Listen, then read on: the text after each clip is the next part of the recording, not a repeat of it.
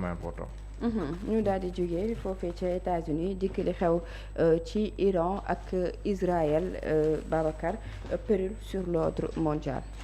waaw sur l'ordre mondial pourquoi ñuy wax ko parce que ci benn côté boo ko xoolee bu baax mën nañu wax ne ñaari réew moom la yitteel on peut parler de l'Iran et de l'Israël mais également aussi ëllëg ci biir li mu mën a jur par rapport au monde parce que déjà bu dul dara ci gàllankoor mën na ko indi àdduna wërngal këpp pourquoi parce que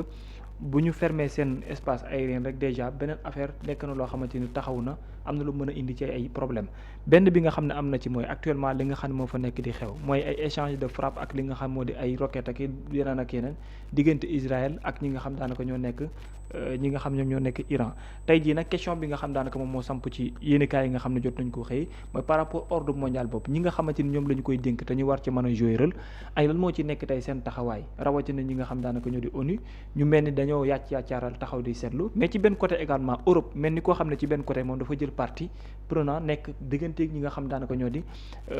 Israël ci kaw Iran mu mel ni ne dañuy légitimer li ñu jàpp ne violence la boo xam ne Israël da koy exercer jëmale ko ci ñi nga xam daanaka ñoom ñoo nekk Iran te ci waxtu boobu nag loolu bu amee am na ñoo xam ne ñoo am légitimité pour mën a àtte on les appelle ONU parce que ñoom ñoo war a mën a faire régner l'ordre mondial léegi nag mu mel ni ñoom tamit tey jii li ñu nemmeeku mooy que ne ci maanaam patapataar la ñu nekk ak nemmeeku ndax booy xool bu baax victime yi au quotidien dafay nekk loo xam ne lu ñu faral di nemmeeku la autant Israël di def ay communiqué di génnee di accuser Iran par rapport ak nangam ak nangam parce que nañ fàttaliku seen premier ministre bi defoon na moom déjà benn communiqué ne Iran dina fay prix bu cher par rapport li mu jàpp ne attaque la yu ñu perpétré jëmale ko ci ñi nga xam ñoo nekk Israël par la suite gis nga li nga xam ne nemmeeku nañu ko Israël également def ay riposte même moment boobu tamit les États-Unis d'Amérique sont interpellés pourquoi parce que ñu bari dañ jàpp ne États-Unis d'Amérique même bu fekkente ni ONU noppi na seen position kese ndax puissance militaire gi ñu am ak force gi ñu am ci yeneen ak yeneen war na mën a faire équilibrer les choses mais le constat c'est comme si que au-delà lu bokk ci wàllum ONU patapataaral Union européenne gi ñu jàpp ne taxaw nañu ñoom seen zone mais États-Unis tam dafay mel ni ñoo xam ne tey jii dañoo wéeru ci genn côté ñi nga xam daanaka ñoo di Israël di ko jàppale ci lu baree bari de sorte que yu ci baree bari tam mu sañ di ko teg ci ñi nga xam daanaka ñoo di Iran moo tax tey nag crainte googu am mooy du jour au lendemain ñenn ñi ñu ngi wax sax kanaan ne fa nga xam moom moo nekk ci Iran xamoo ci waa ab tremblement de terre la ñuy wax am na fa am déet ñenn ñi di tuumaal kanaan noonu tremblement de terre est-ce que nekkuñu ci logique gu utiliser seen arme nucléaire loolu tam doon loo xamante ni daanaka taxaw na te bu ñu waxee arme nucléaire fu mu déclenché wu mën na nekk ci conséquences yoo xamante ni lu doy waar moom lay nekk ci àdduna këpp moo tax tey quand on parle d'ordre mondial crainte dafay taxaw parce que du jour au lendemain ku ne mën na cee bokk ji wala nga subir li nga xam moo di conséquences yi ci war a mën a am. Mouhamed conflit bi dox diggante Iran ak Israël. waaw xam nga Donald Trump bu muy waxtaan ak Zelensky seen waxtaan bu métti ba mu koy naan vous êtes en train de jouer avec la troisième guerre mondiale. mais jàpp naa ne fii ñoom ñoo nekk di jouer avec la troisième guerre mondiale parce que ñëpp gis nañ ne États-Unis quand même Israël sans les États-Unis États-Unis complice la ci mbir yi. mais bien sûr. Israël sans les États-Unis ak dans une moindre mesure la France et yenn pays de l'Europe amul sañ-sañu def yenn yi même bu nekkee ne am na c'est une puissance nucléaire mais amul sañ-sañu def yenn yi chaque fois day am couverture États-Unis si benn wàll wala beneen France yaa ngi gis la position de la France qui parle de du droit de Israël de se défendre xawma nan ngay attaquer nit ba pare ñu naan la am nga droit défendre maanaam attaqué ba pare ñu naan yaa ngi défendre sa bopp foofu défendre too da ngay attaqué mais loolu noonu yëpp mi ngi si ba pare boo xool les positions tranchées yi nga xam te ne mi ngi am de part et d'autre yi nga xam ne day jéggi Iran ak Israël rek da ngay xam ne quand même après ñaari mbir moom moo mun a am équilibre de la terreur moom moo mun a am après yeneen puissance yi xam ne lii fi mu jëm parce que bu nekkee ne Russie gis nga mu condamné lii Israël def Chine gis nga ko mu condamné lii Israël def Pakistan gis nga position par rapport ak li nga xamante ni moom moo xew te ñoo ñett ñi mal ñi yëpp ay puissance nucléaire lañu nga gis de l'autre côté États-Unis ak ñoom France ak ñooñu du côté de Israël pour dire que am na nu muy taxawee noo xam ne nii boo moytul mën na am yeneen ramification yoo xam ne mën na sax man li ma gëm mooy dina àgg foo xam ne nii par la force après médiation dafay mujj am waxtaan mën a am pour mën a am peut-être balaa teer boo xam ne dina ko si diggante bi sinon escalade dafay gën a yéeg te mën na àgg si yenn ramification yoo xam te nii le monde daf siy partir yaa ngi gis baril pétrole beeg li risques yi nga xam te ni moom moo si am ak tam yi nga xam te ni aussi am na si ramification mën a am du point de vue économique social et environnemental surtout si adduna bi yëpp loolu yëpp tam mën na si am beneen bi aussi mooy Iran dëkk bu ñu embargo ay ati at te teewul mi wéy di dund am ay borom xam-xam yu wóor di ñu koy jiiñ naan ko da nga am programme nucléaire ak yooyu noonu boo xoolee sax Israël loolu lay taxantaloo bay Netanyahu bay dem bay naan sa askanu Iran yéen jug leen ngeen fipp xam nga mbir yi kon non seulement ñu ngi taafantaloo ay nucléaire ak yooyu noonu mais dafay sax raxaale politique fa donc yooyu noonu yëpp bu si nekkee ne àgg na si te man li ma gëm mooy l'Iran a les moyens de se défendre te itam l'Iran se défend bien fu mu toll nii c'est vrai que booy seetaan yenn médias yi comme yu si mel ni ay France 24 rek yooyu noonu ni la koy jàngatee ak la réalité concrète la bonne information ni la koy jàngatee dafay même suñuy présenter seeni éléments même boo xoolee si beneen si un autre registre li nga xamante ni moom mooy xew diggante Israël ak li ñuy def sa Gaza ñoom dañ lay wax ne que Israël buy défendre boo xam waaye bu ñuy wax si Hamas day naan Hamas bi mu defee acte terroriste en octobre ba tey donc loolu la te même Israël sax si wàllu woowu man seetaan naa benn reportage lu yàggul dara am ay israéliens yoo xam ne doon dem au front par rapport ak Gaza ni fay dafa yooyu ñoom ñëpp ñu jàpp ne amatul sens gisatuñ lan moo war a tax ñu mën a xeex parce que dama jàpp ne cette guerre n'a plus de sens ñoom dañuy dem retiré wu à leur risque et péril dem pour wax ne que ñoom ils ne sont plus prêts à combattre pour Israël si li nga xam te ni moom la ñuy def si niveau de la bande de Gaza donc pour dire que même Israël fu mu toll nii mi ngi en mauvaise posture par rapport à cela mais li des mooy jàpp naa ne les grandes puissances ñoom ñoo war a arbitrer bañ a jouer j'emprunte les mots de Donald Trump avec la troisième guerre mondiale peut-être c'est exagéré de le dire à l'étape actuelle mais je pense que on est en train en tout cas de jouer avec le feu te escalade bi plus muy dem doo xam fa la di yem. taxawaay Nations Unies par rapport ak li xew. waaw Nations Unies moom daanaka da ngay naan ban njëriñ la fi amati parce que boo xoolee Nations Unies c'est le conseil de sécurité. Conseil de sécurité bi ce sont les 5 membres permanents yi nga xam te ni aussi dañoo am seen droit de veto ils sont divisés donc après bu nekkee dañoo diviser sànq maa lay wax position wu Chine ak Russie si genn wàll si geneen wàll nga am fa ñoom France ak ñoom États-Unis si geneen wàll Grande-Bretagne donc mi ngi noonu donc pour dire que après États-Unis déggalement États-Unis après ONU dafay nekk si benn genre taggatémbe boo xam ne du xam na lay taxawee mais tamit li histoire récente nu wane mooy l'ONU am na jafe-jafe pour di apporter solution si problème yi nga xamante ni moom la àdduna bi di jànkonteel amaana amuñu li ko gën si li ko mën a wutu moom mais moom nekk bu mu fi nekk amul njëriñ bu bëree bëri si ni mu mën a fànkale yenn saa yenn réew yi di àgg si yenn niveau yi nga xamante ni moom mooy am yaa ngi gis li di xew diggante Ukraine ak Russie yaa ngi gis fu mu toll li nga xam ne moom mooy xew yaa ngi gis li nga xam ne moom mooy xew bande Gaza génocide la lu nekk la mais da ngay gis day am benn genre impuissance boo xam ne la communauté internationale ko si am wala ku si nekk di ko interpréter selon li nga xam te ni noonu la arrangé après da ngay naan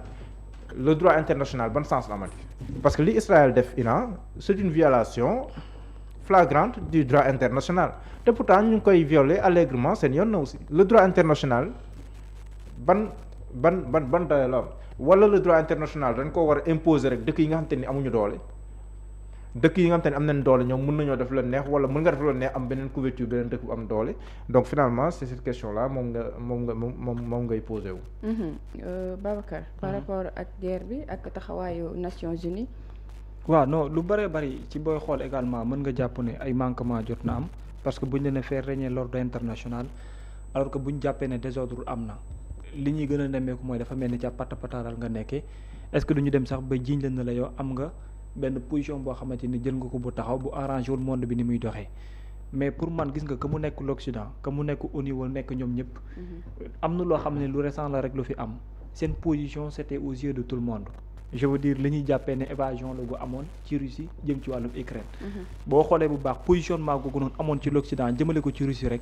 même ba ci dem ba ci FIFA sax FIFA ci côté football sax y avait des sanctions yu ñuy jël daal di ko teg jëmale ko ci la Russie parce que dañoo jàppoon ne c'est de manière illégitime ci la ñuy defee cette évasion là jëmale ko ci fi nga xam moom moo nekk Ukraine. léegi ñooñu am nga gis Occident taxawaay gi mu amoon yeneen organisation internationale nga gis kenn ku ci ne taxawaay gi mu am aujourd'hui je vais même pas dire aujourd'hui mais presque depuis 1979 ba ñuy wax ba ndege ni mënees na jàpp ne tey Israël seen taxawalin jëm ci yenn réew yi ci mel ni tey Palestine wala ci yeneen ak yeneen da ngay jàpp ne violation significative moom la ñu amal et de manière progressive sans pour autant que yenn sanctions yi même di leen ci fekk te ku leen neex ci la ñu koy exercer te loolu suy am jëmale ko ci Israël jëm ci yeneen état ça veut dire que ne lu mu gàtt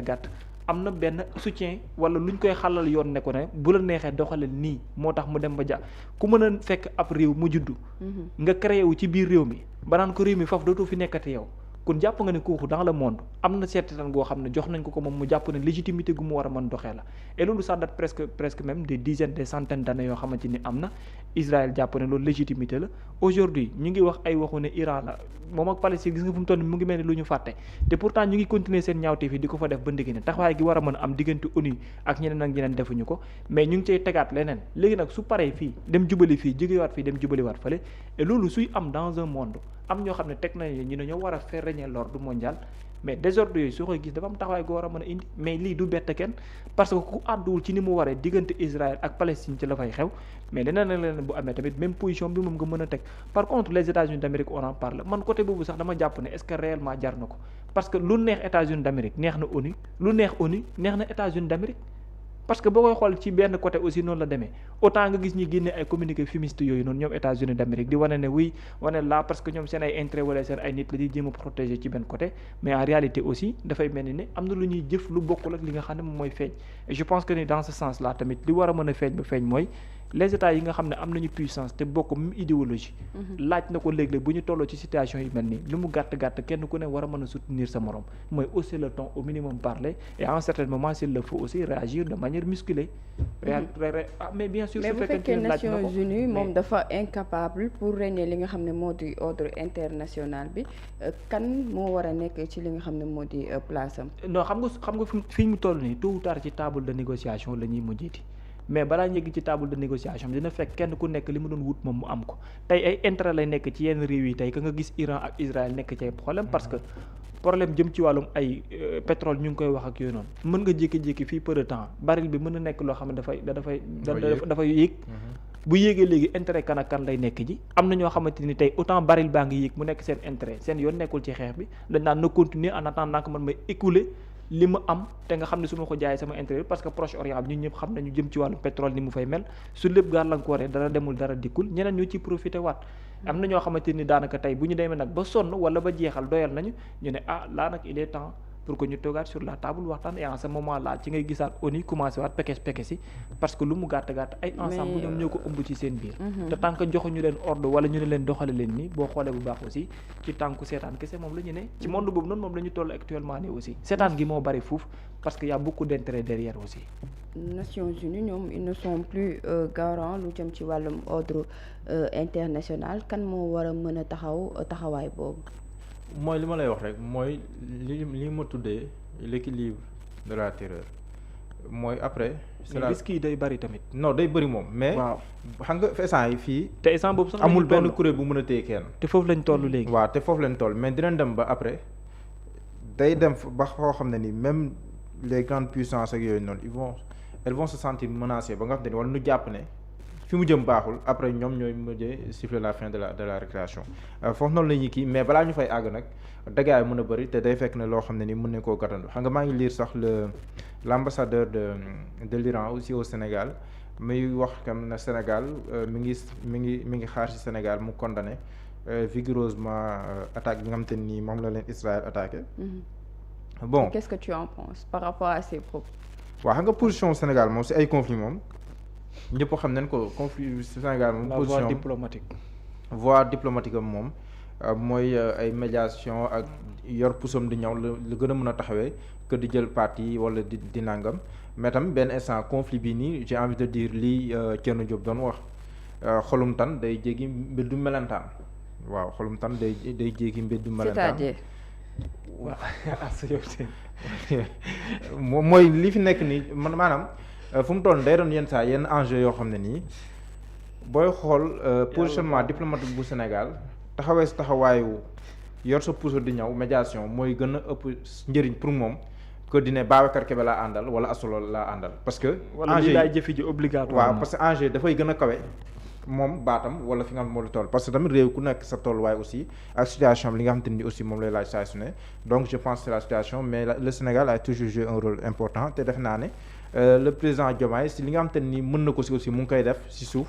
parce que jàpp naa ne mën na jouer ce rôle là ba fi mu si mën a yem